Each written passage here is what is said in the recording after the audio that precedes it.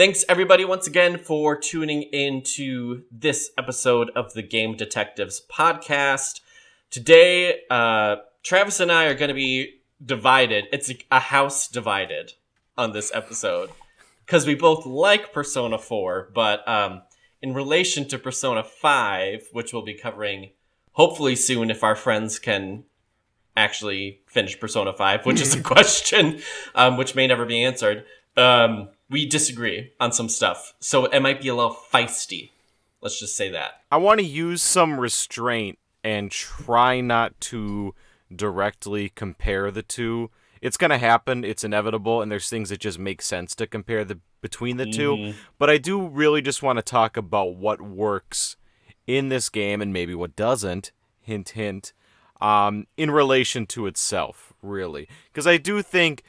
it's a little bit different now that so many people have played Persona 5, and I'm going to be honest, I also played Persona 5 before I played Persona 4, and that's something that is, I think, guaranteed to change your perspective on it. But we're going to try and be, I don't want to say unbiased, but we're going to try and let it stand on its own as much as we can. Yes, and we're looking specifically at the Golden version. I think, Travis, you played this on the PSP, or the Vita?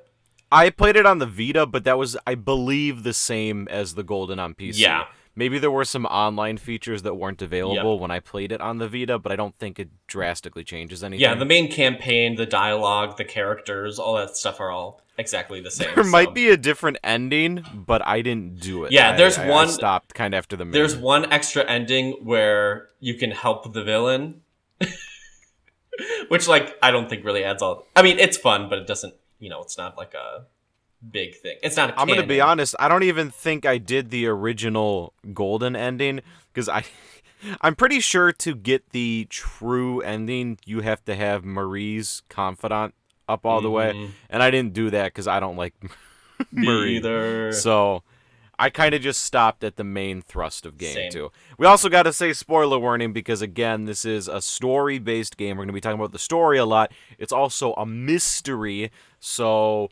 spoilers are more important than ever, I'd say. We're talking about everything from the beginning to when the Scooby-Doo mask is revealed, and all of the above. So let's start. That's a good starting point, too.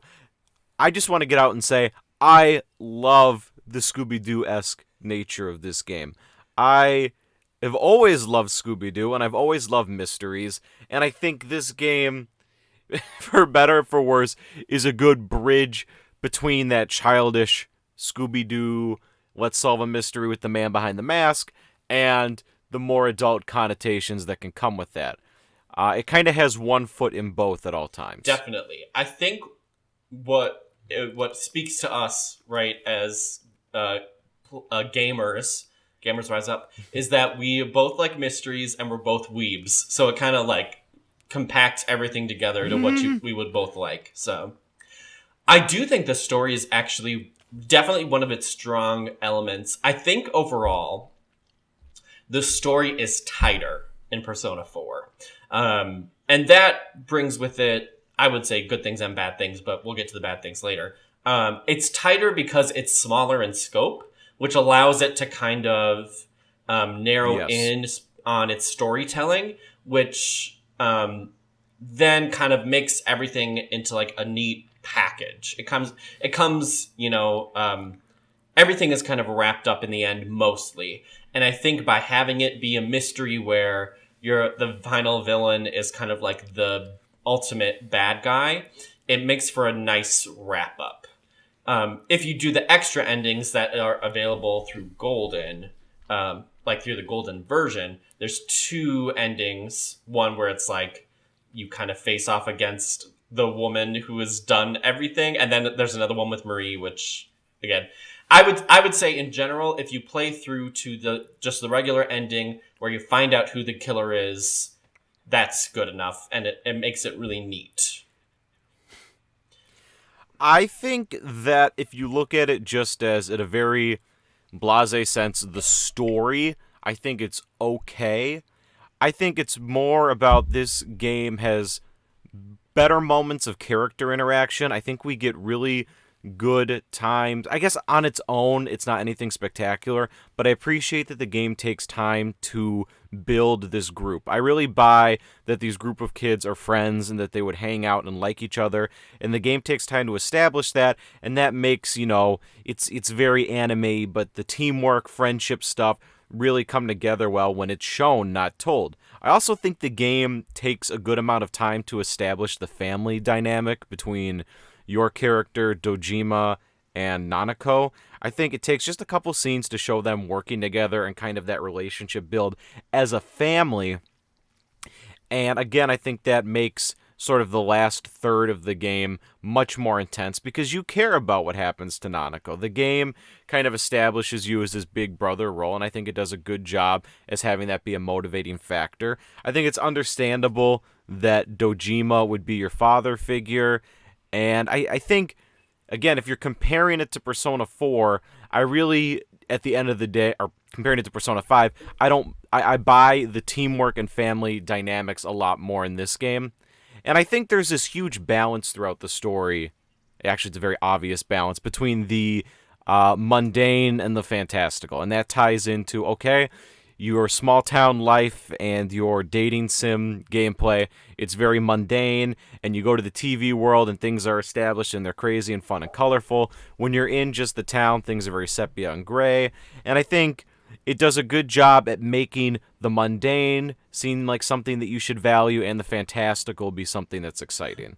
So in that sense of a story, it's great. But if you take the plot points from A to B, I don't think it's great. There's another distinction that needs to be made too, at least for me personally, is taking something in, is this is a mystery to me above all else.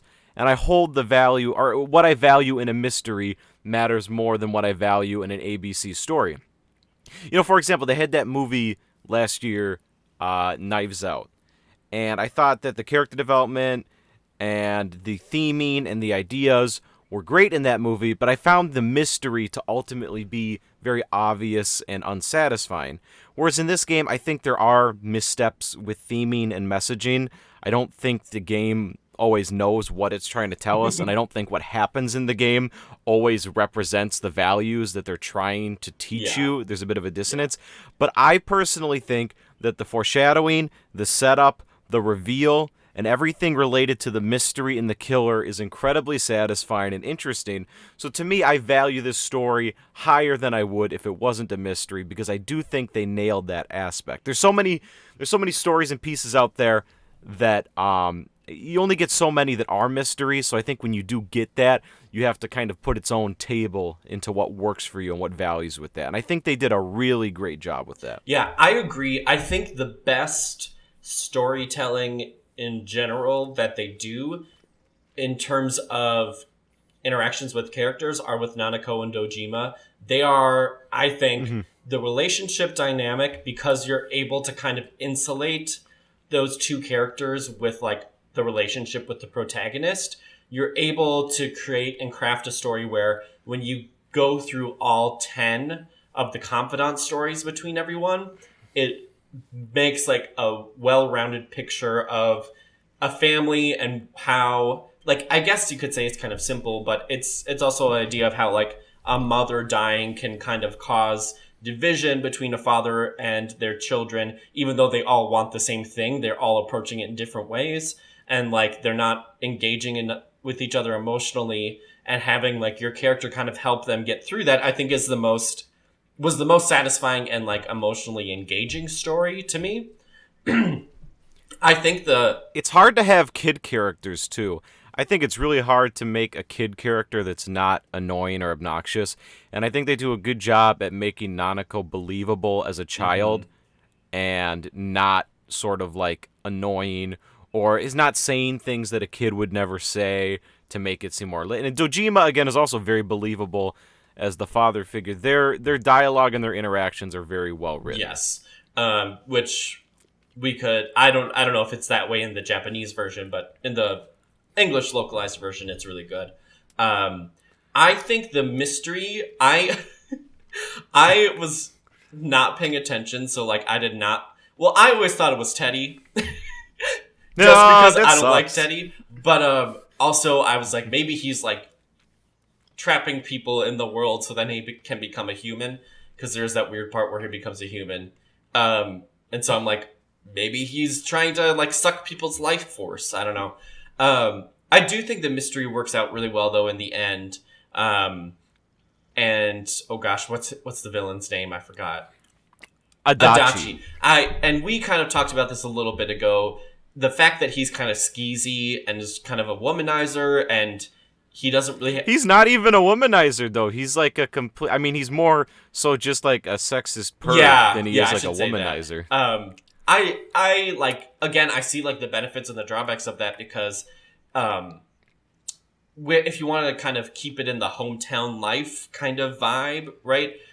It makes sense that that the villain's motivation would be kind of just like not extraordinary, not trying to take over the world or anything, but just to get back at women who have like rejected his advances. And then also, I think the plot, they do like a couple of plot twists, which I think work out pretty well. I mean, the first time, so I forgot the kid who like claims to be the murderer for everybody in the beginning, but he's the one where you go into like the game world. I knew that kid wasn't going to be the murderer. That was kind of obvious. Yeah, but I think But what the twist of that was that he actually the kid did actually murder the teacher, so he was a copycat killer. That was more the twist. Yeah, so I thought that was good, that they were able to kind of navigate everything. I thought the plot elements where the kids were trying to figure out like what everybody had in common, even if they were kind of misguided, their logic and reasoning all made sense. And like the sleuthing aspect of it all like worked really well in terms of it's believable that characters who are like 16 would kind of think through things in this way and are kind of the proxy of us as the player and trying to figure out what all the murders mean and everything. I especially like the plot twist where the van driver, oh gosh, I already forgot his name too, who everybody thinks, is throwing everyone into the TV. He was like kind of set up. I think that was also a good plot twist because you think you know who the murderer is and you think you know the person who's trying to kill everyone, but then it turns out he thinks he's saving everyone. And if you go, I think the part where if you go along with your friends and throw him into the TV, in the hospital, you confront him, and then throw him into the TV, you get like a bad ending. And it's kind of interesting that they kind of set up throughout the whole thing that you're supposed to trust your friends and kind of go with your friends' thinking. But then in that moment where everything's kind of heightened, you're supposed to be the one who's like level-headed, I think is a good play on the friendship togetherness trope too. I think there are enough breadcrumbs given out too that you can. I didn't. This was a complete surprise for me when I was playing it, but I do think you can put the clues together and figure out who the killer is. And the game does a cool thing with this that I didn't really realize till I was thinking about it more yesterday. Is it doesn't give you a lot of hints to who the killer is. It gives you a lot of hints to who it isn't. Mm-hmm. So you kind of have to be like, well, it couldn't have been this person, it couldn't have been that, and you have to trust the game that it's not going to do something like, oh, Yosuke was the killer with all this information you didn't know. It kind of asks you to trust the game that what it's telling you is relevant. You just need to go, okay, well, I've eliminated every other major character. Who's the guy that always seems to be there? Who's the guy who always has kind of like the right thing to say to get out of it? And I do think, because we were talking about this the other day, and at surface level, I really enjoyed the twist just because I thought, oh, this is kind of cool, because this entire game, they're building up, why would somebody do this? What's their crazy motivations? They're building up, again, the fantastical, but the answer is really mundane. The guy is just an insane weirdo pervert. He's an incel. He just likes to cause people pain and violence. And it's like, well, that feels more realistic to me, or more believable than like, oh, it's some master plan to, take over power in the world. That's less engaging to me. But I think maybe after I thought about it a little bit more, the game is trying to, because it is kind of a weird dissonance that you spend all these palaces and you're seeing the shadow reflections of these people, but it doesn't really tie with the message, because it's like, it's kind of like, what's that side of you that does this? And I think maybe what they're going for is Adachi is kind of a fill-in for a shadow of the main character. Like, if, not saying it literally, but this is what could happen if you lived a life of, like, bitterness and isolation. And I don't think that exists in a vacuum. I think the game has a couple of hints that you're supposed to make that connection.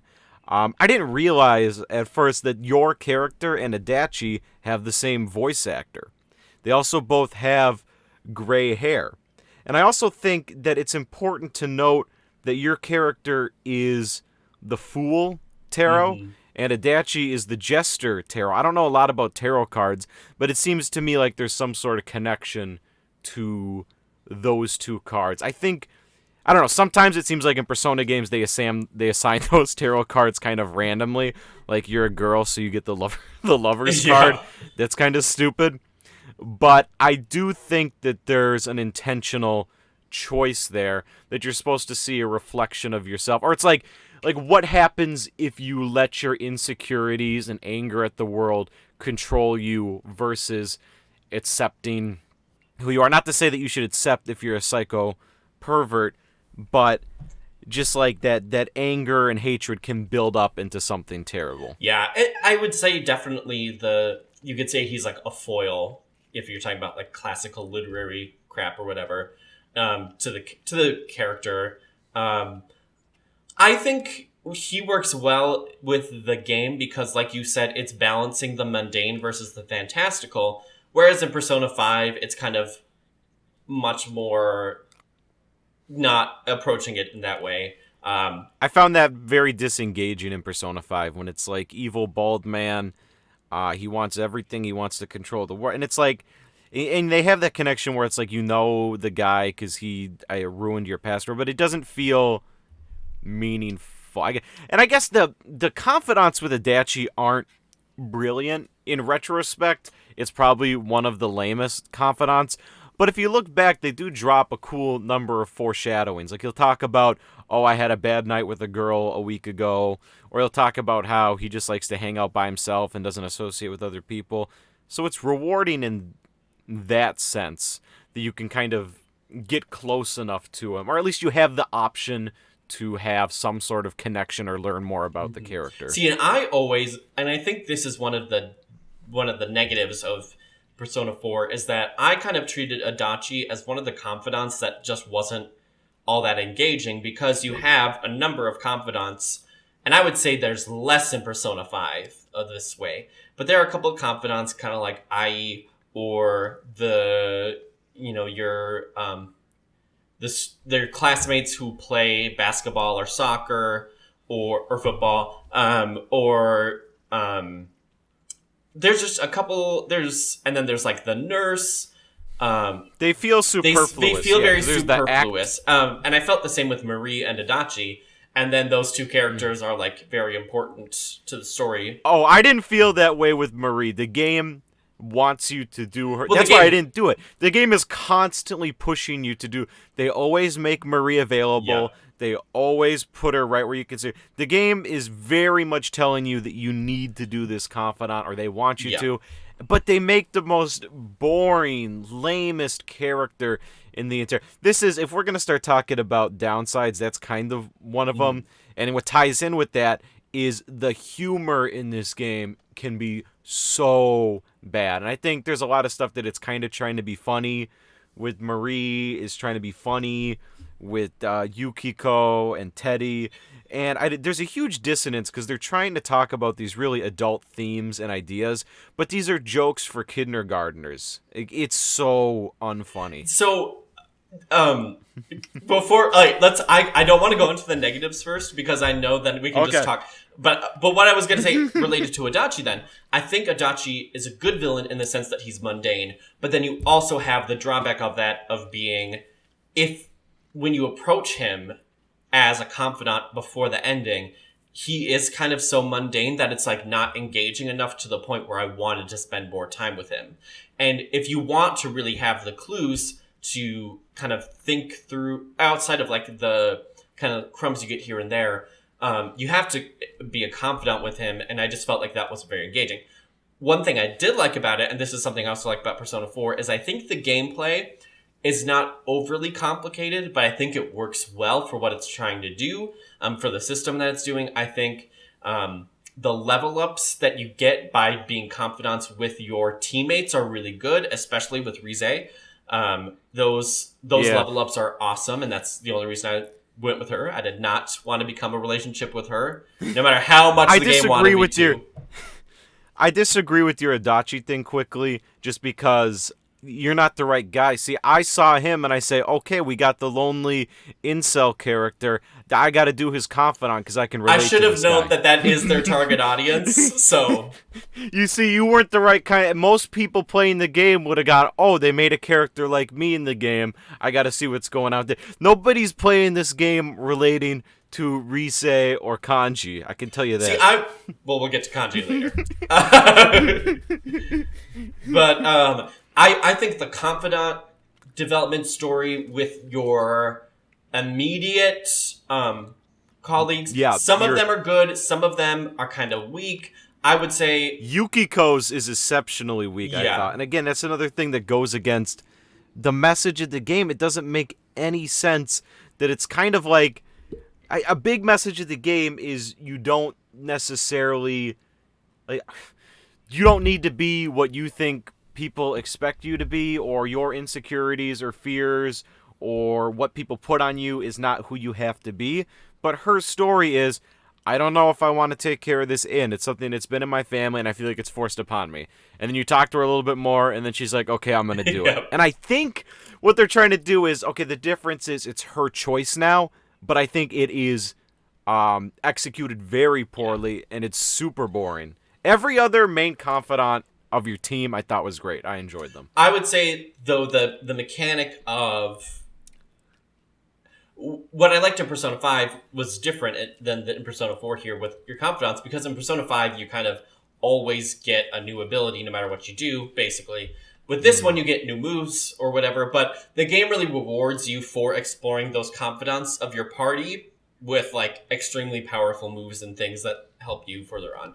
So I think that the tying in of the dating sim elements and then the gameplay elements in both games are strong, because how you engage with people in your immediate party in Persona 4 definitely helps you.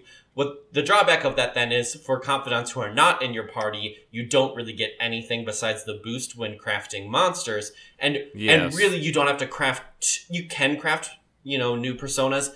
You don't have to. And so that's one of the drawbacks, is that the confidants in your immediate party work out really well in terms of story and gameplay, but the confidants outside of your immediate party don't work as well, which I think then is kind of a drawback of Persona 4.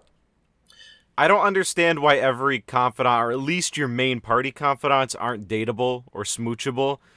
Apparently, in the beta version of the game, Yosuke was like a romantic option, like with the girls. Like you could choose to, I guess, date or whatever extent you kind of just say, "Hey, let's date" at the 10th confidant, and then you and then never talk to them again. But apparently, that was originally part of Yosuke's route, and I don't understand why they took it out. It doesn't make a lot of sense that you can't be gay in a game with these themes and ideas. Yeah. So then. If you want to talk about themes then, I like what you talked about with Yukiko, because I feel like that kind of idea is very consistent throughout your character development, which then goes against the themes of the game, which I think is one of the biggest problems, is that the theme and the gameplay of it, right, is that you see this other shadow of yourself, this side of yourself that you're kind of denying or are kind of sheltering from your consciousness or whatever. And so part of the theme then is accepting that part of yourself and growing from it. And what I think is bad then about a lot of the confidants, I think Yukiko is a prime example, but then you also see the same thing with a couple of the other characters, which we can get into more in depth later, is that not even the main confidants, even just like characters you see once or twice. Like they constantly are making fun of this one girl for being overweight, and they're constantly making fun of the teacher for being sultry, and it's like that doesn't make any sense to have those be in the game at all. It completely goes against what they're trying to tell you. And so what I think, right, is this idea that you see your other self, but then everything just kind of remains the same as the status quo, right? Rize turns out she wants to go back to acting one day, but for now she's going to stay with you. Yukiko has decided she's going to run the inn. And kind of everything that happens is that no real change or occurrence happens beyond just being like, oh yeah, that was a fear I had. And then now it's done. Right, so... Well, I think some of the characters work better than others. I don't think it's that blanket. I think we're probably going to get pretty in-depth with the Kanji and the Naoto and those ones. But I think, especially since they're teenagers, maybe the message is less, I'm going to change, or more about, I have accepted the fact that I need to question these things, or I am now thinking about how I'm doing things versus just running. And I'm not using Yukiko as an example, but Yosuke, I think, becomes less abrasive over the story. Yes. I think Kanji becomes more open to the idea of questioning his sexuality. I do think there are changes and shifts. It's just less I am X and more I need to think about what I actually am. And like by the end of the story, they have not figured out their lives. They've just started the journey of having to figure it out. Yeah, I think, and maybe this is something they could have approached a little more concretely in terms of just like developing the story. It could have been like the shadows are maybe not themselves, but they're like fears that other people think about them, and then they have those fears about themselves. I just feel like the way it's developed is that the way it's said in the game, like explicitly, is like, this shadow is me. This is a part of who I am. But then you don't really see any of the characters really fully accept that beyond being like, I accept it. And then some of the characters do have good character development over the course of the game, but I'm not sure if it's explicitly tied to that theme of like conquering your or like accepting your other self. I just there's a little bit of cognitive dissonance, and I'm not sure if it's the localization or if it's kind of the same way in the Japanese version, but I don't think it's explicitly clear how much of this is your own inner identity, how much of this is what other people think about you, how much of this is what society puts upon teenagers to experience. Like, there's just not enough parceling out of like what exactly the core theme is. And I think like making that a little stronger in terms of the confidant development and also explaining just what is going on in the shadow world and the other world, I think would kind of make that even stronger. I think it works, but really anchoring it and making it clearer exactly what's happening, I think would help with the storytelling. Yeah, that makes complete sense to me. This is a through line that works a lot better in Persona 5. It's very clear that it's rebellion. It's man versus society. Mm-hmm. It is what other people expect of you, not a part of yourself. It's other people's cognitions, and they make that very clear. It's not clear. I think you're right. I really like the idea of having to face parts of yourself that you don't understand or maybe even accept. I think it also ties into like a lot of the game is like, you know, high school level Jungian, or is it Jungian? Jungian psychology.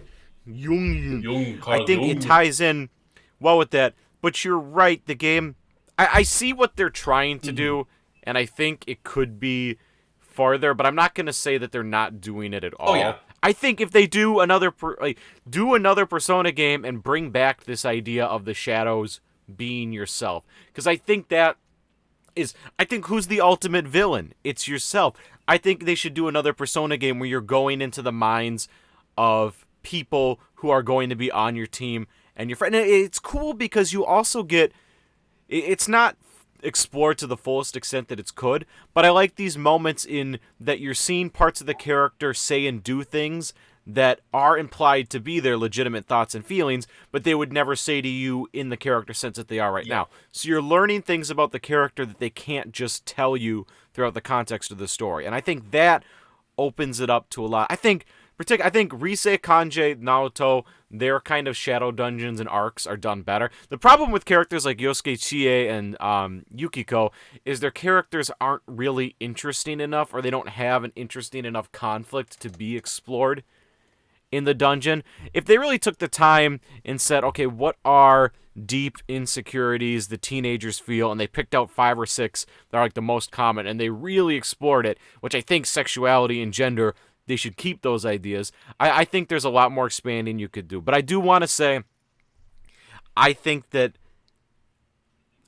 are making change. The problem is, too, and this is a cardinal problem with the Persona games, is the changes that people make in their confidant routes can't be that dynamic, because if you finish Yukiko's confidant route in September, well, you still got 40 hours of cutscenes that have to be identical whether or not you did that route.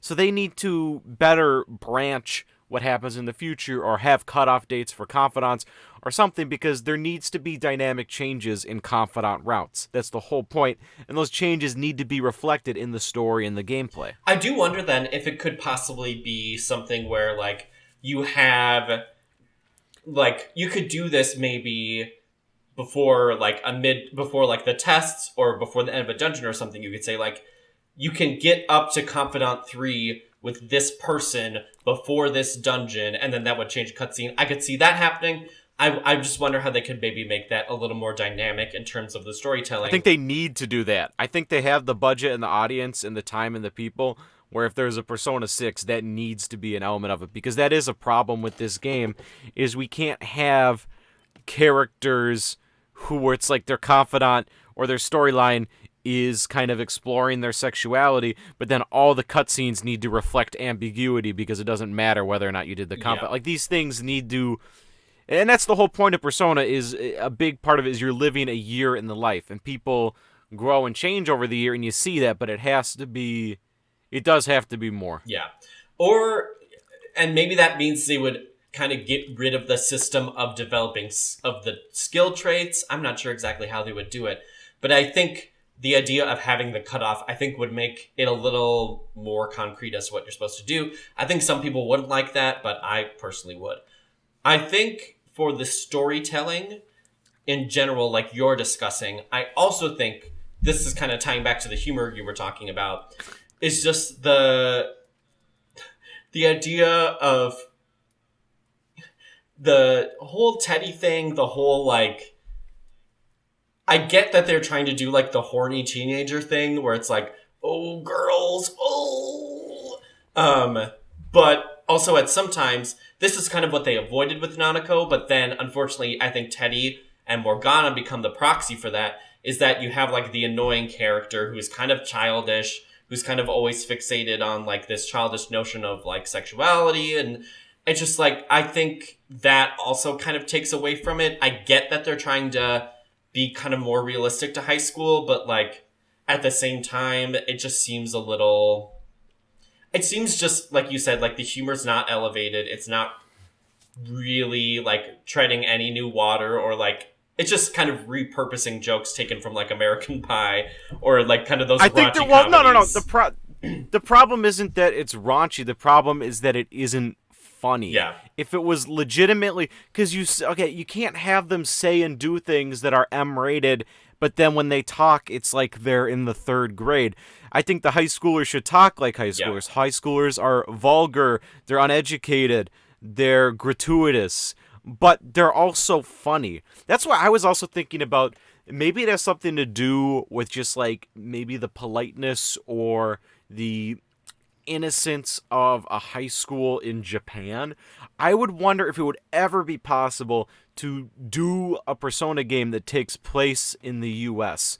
Because I think, or something like that, because these high school characters, I do think they should be raunchy and they should be dumb, but they need to be written more like a high schooler talking like a high schooler, and not like a 45-year-old trying to... Because a 45-year-old is going to be like, well, 12, 17, that's about the same.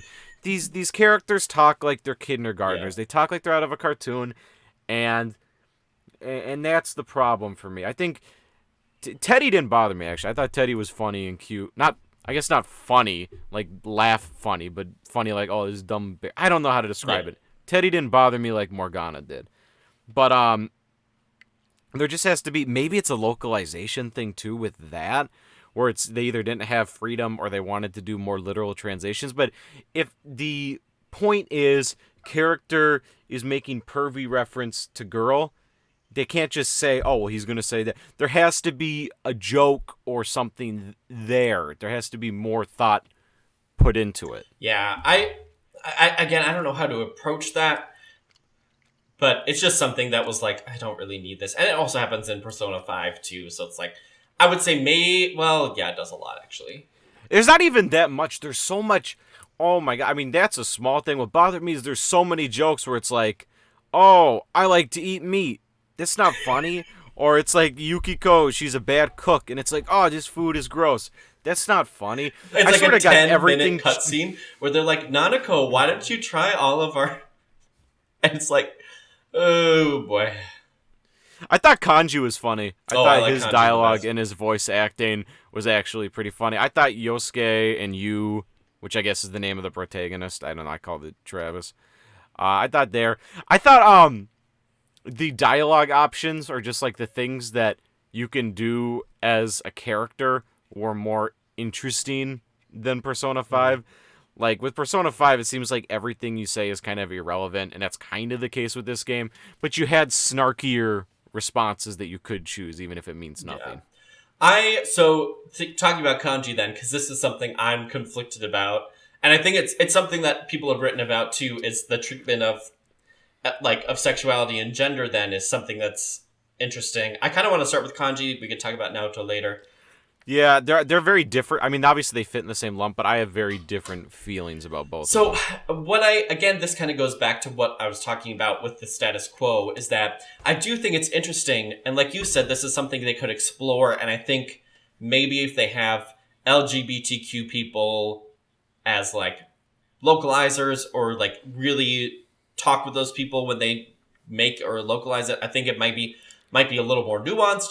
I get what they were trying to do, where it was like Kanji is interested in things that aren't typical of like a macho man. So then he thinks society looks down on that, which they do. So then it makes him question his sexuality, which I get, which is totally a high schooler thing to do. I do think that what they're trying to do with it was be like the weight of society kind of forces him to think that his sexuality is something that it might not be. He's questioning it. I think then what they do with the dungeon is interesting, right? Because they have it in the bathhouse. It's obviously very explicitly like this homosexual flaming guy or whatever. I get... The voice for that is ridiculous. Yeah, so like I think if they made it explicitly clear, like this is a stereotype that Kanji thinks about himself because of what other people say about him, I get that that's what they're trying to do, but because the shadow self and because the vector of change in the game is kind of uneven, it's really unclear. And they always, like, in dialogue options, like, Kanji sometimes, like, what are you talking about? I'm not. But other times but then he wears the Speedo and everyone's like, Kanji, isn't that, like, gay? So I get what they're trying to do, where it's like it's a classic high schooler thing to be thinking through your sexuality, not really sure what it is, kind of being affected by pop culture and like other societal pressures. But I do think that how they approach it is interesting, and I think if maybe he was like one of multiple gay characters, like Yosuke, for example, could be a gay character, I think that would be good. But what the problem I have is, and this goes back to kind of the status quo thing, is that both him and Naoto are thinking about gender and sexuality, and then they both end up thinking like, oh, I was gay, maybe I was trans, just kidding, that's not who I am anymore. And then the game also brings them together as like a couple, basically. It's like hinted that they're a couple, or going to be. I ship it, honestly. What I think happens then is that the debates or the internal discussions of like gender and sexuality then are kind of devalued a little bit, just because both characters who are questioning both of those things end up being like, oh, it's just a social thing. And I think it could be kind of looked at a little more in depth, maybe by making Kanji like somebody you could both romance and could end up with Naoto. I'm not sure exactly how they can do it, and I'm not going to be like, they're anti-LGBTQ, they're TERFs, they're whatever. I mean, they probably were, just to be clear. I'm not claiming to know what the creators think, because like I think it's a bad ontology, or whatever they call it. It's a bad.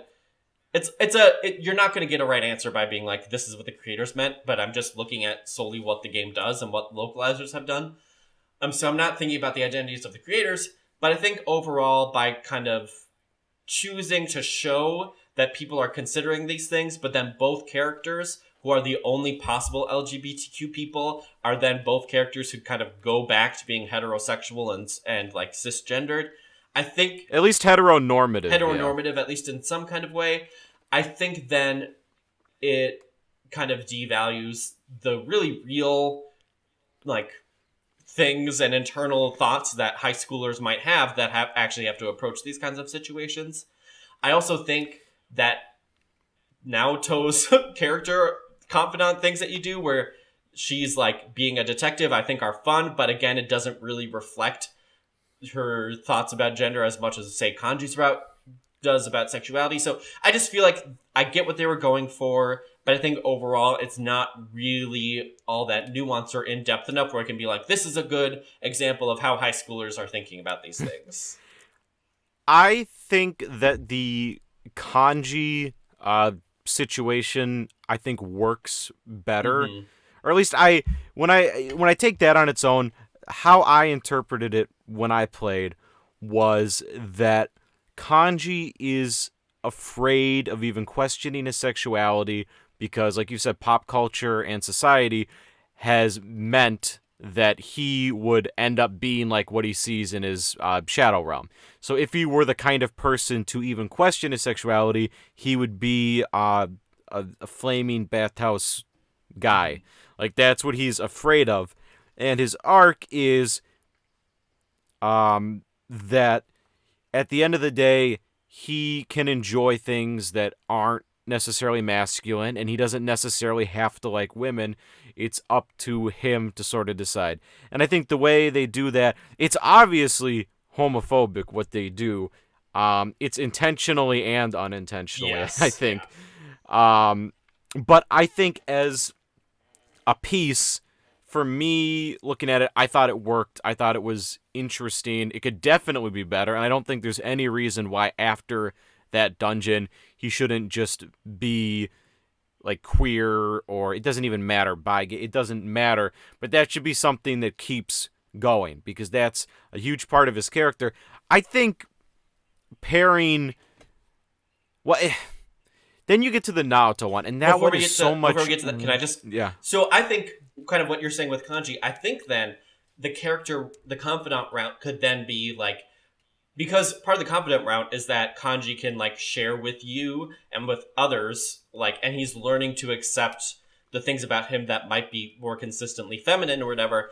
I think a way to kind of convert that, and I think it would be even kind of a small thing, would just to be like Kanji to be like, at this point, like, I feel like with the player character, for example, it could be like, I feel a strong connection with you and I'm interested in like exploring that and seeing what happens. Maybe that could just be the end of his route and you like could be a character with him. Or he could be like, I'm still questioning. I still don't know. It's not something I have an answer to. It's still something I'm thinking about. But that would be a lot better. But they just don't make it explicit enough. But I see what they're going for. I see that the homophobic idea of the dungeon is supposed to be kind of like a societal idea. Maybe they could have made it more explicit by being like, the people of Japan have this stereotype of gay men and that's what's projected. Yeah, but they're not gonna. But they're not. When they're designing the game, they're doing it for a Japanese audience. So, but again, I just there are things that are explicit and implicit. It's confusion. Now I don't think you'd have nuanced, unfortunately. From my perspective, I wouldn't change that much with Kanji stuff. I would change what comes after to make sure that continues developing and that his sexuality continues to be a part of his character. Yes. I wouldn't change his dungeon. Naoto's is really, really strange. Because again, it's like you can guess creator intent. I really don't understand what they're going for. It seems like the imagery and what they say is so explicitly trying to reference gender dysphoria. Mm-hmm. I mean, it's a frame, and I think that's a good metaphor to have it be kind of like, this sounds bad, but like a monster movie, Frankenstein. I think that could be a good metaphor for like the feelings that somebody with gender dysphoria would be having. Like they don't understand their own body. Yeah. But at the same time, the game makes such an effort both before, during, and after to emphasize that Naoto is and only wants to be a woman. So I don't really understand what we're supposed to take away from it. It's, I guess maybe like part of it is kind of that she, and I'm going to use she because that's, the game makes it explicitly sure that that's what it is. I get. Yep. Again, it's weird, but it seems like kind of part of it is she wants to be a detective, but detectives have to act masculine, so but she never makes any effort to like lower her voice. So it's like, oh, she shouldn't be pressured to having to pretend to be a man to be a detective, but she doesn't really pretend to be a man. She just kind of dresses sort of androgynous, but never says like, I am a man. Like it's not like she's trying to push that. I think it would be much, much more successful and interesting if it was just straight up questioning gender. And the end of the dungeon it shouldn't be, well, I completely don't question gender anymore. I'm a woman and I'm fine. It doesn't have to necessarily be that she decides to live as a man, or that it could still be in that questioning factor. But this game, it leaves a lot ambiguous and then kind of tells you exactly, so you don't have to, like, it's like, oh, we don't know what's gonna, and then after it's like, no, she's a woman, this is heteronormative woman, we're going, and it's very weird. It makes me wonder if maybe they had more ambitious plans, but some sort of hires like, oh, you can't do this, or something like that. There's no reason on paper why Persona games shouldn't have like a really high like diversity type situation. Like there should be gay and everything should be here. These are games about people who are queer and like they're against the grain. Like it should look like Rent when you're looking at the group of confidants in Persona. It should be a ragtag mismatch group. I think, and the concept of what Naoto could possibly be considering, because you could think of it as the idea of like, because it's in like this weapons, hideout place. It could be like, I know that I'm a man, but I am afraid of the physical like surgeries and things I would have to do and take in order to become that. It could be something like that. It could be... It makes me wonder if they wanted to do that, but then doubled back, because the imagery, I think, suggests that really strongly. And maybe they designed the dungeon with that in mind and then said, oh, we're doubling back. We can't do that. Yeah, and because there's been other literature and also like just theory and other things made before Persona 4 was made, where it kind of equates the gender trouble, or right, thinking of yourself as a monster is something that is discussed in terms of the societal pressures upon trans people, even, in 2004, before Persona 4 was made, or 2006, or whenever it was originally made. Those were discussions that were already being had. So I think that metaphor, if you then give the ability for a trans person to write or localize that idea, right, to be able to infuse the story or the character with their own lived experiences, it could make it a whole lot more meaningful and nuanced and all that stuff. But like I said before, it kind of goes back to the status quo of, well, society was telling me I had to be masculine, but now I realize I don't have to be. Which could also be approached in a variety of different ways that then isn't about being trans or the potential of being trans. And I would be okay if they did that, but it doesn't seem like that's what they're doing either. Exactly. It doesn't work to the fullest extent. And I guess that's sort of the ultimate thing with the game, is this game would benefit so much stronger from really committing to the set of values that it's trying to put upon you, the audience. Because it is a good message, and I do think there are times where they demonstrate it intelligently, and I think it's, I mean, the music and the art. The art is so, I don't know why, provocative. How many games do you see where the main color is yellow? Mm-hmm. And it's got the lyricized J-pop. It's meant to be this world that's like anti-status quo, but then it's so insistent on also embracing that. Yeah, and so what I think, and I think this is something, the idea, moving it to the U.S. could be one thing, making it maybe like young college students could be another thing that would allow them to that would actually be a good idea, too. I'm sick of high school. That would also then like eliminate some of the adult presence that you have to deal with, potentially. And that would also make sense too. Then it would be so easy because then it would just be like, because at the beginning of each persona, it's like you're moving to a new place for a year. You could that fits so well with college, or university. Well, I bet it's a demographic thing, because it's like if I think to the back of my head, how many animes take place in high school? About 1 billion. Yeah. How many take place in a college setting? I can't name one. Yeah. So maybe there's some sort of reason why that doesn't sell well, but I would implore them to take that dive. Yeah, I mean, somebody's got to do it sometime. Because what then, like you said, there's 1 billion animes in high school, so then those anime tropes leak in and kind of water down some of the messages and the themes that they're trying to do. Because then it's like, oh, we also have to make these cutesy, stupid jokes and, you know, have like jokes about how this girl who's a woman is supposed to be feminine, but she's eating meat all the time and loves to kick people. You know, it's just like the setting, I think, if you move it to maybe an older demographic, like a high school, like a college, or maybe even a senior in high school kind of thing. I don't know. But I think there are things that are holding it back from really exploring the theme that they're trying to do. And if you have the M rating, you might as well go M. Like, go to that level. That's what yeah. When you're writing a joke, and it's like, if it's not funny for adults, don't put it in there. Put all the kiddie stuff in something else. Yeah. Because I'm sure Atlas has made other games. They make lots of games. So it's like, I guess Trauma Center. There are a lot of T and M rated games. They don't make a lot. Didn't they make Rebecca? Wait, no. What's that one called? Catherine. Did they make that one? Yeah. So it just, to me, it's the same team as Persona, I think. Yeah. So it's just like, I think overall, I like what they do. I think the gameplay is solid enough. I think the gameplay in 5 is better. But I think what draws back from it, right? The main plot of the mystery is good. It works really well. It builds up well. The twists are fun, even if you see them coming. But like you said, the theme of it is not really backed up by the storytelling they do. And that then creates this inherent cognitive dissonance in the player, because you're trying to understand, I would say the critical player, you're trying to understand the characters and the things they go through, and the theme is telling you that you should accept your inner self, but then so much of it is about just acknowledging that maybe some of that is true, but then returning to the status quo.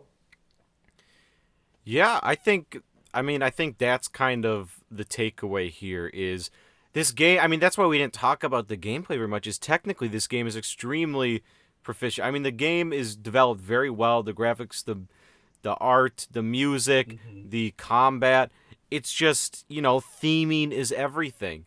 If you decide to present a theme in your game, everything in the game, from the gameplay to small pieces of dialogue, should represent that idea. And I still love this game. I want to say I could love it even more, but they just aren't committing to what they're setting out to do. And that holds it back, even if it has that perfect, pristine gameplay and those really great moments. There's moments where you're like, oh, that's weird.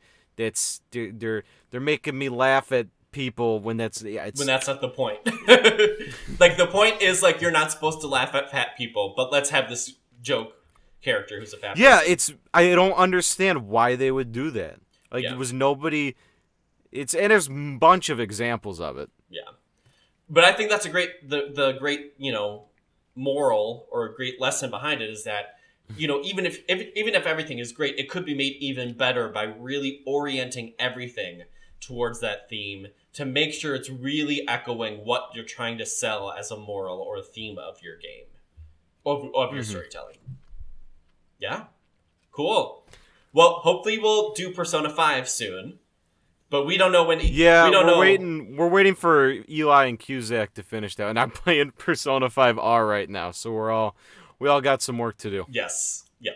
All right. Thanks again for joining us. We will catch you on the flip side.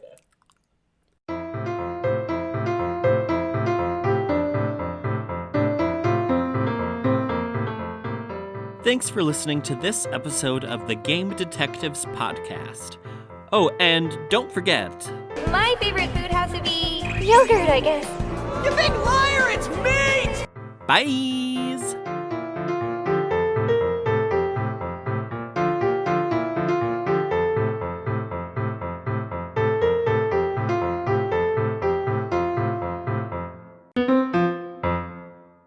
Thank you so much for playing my game.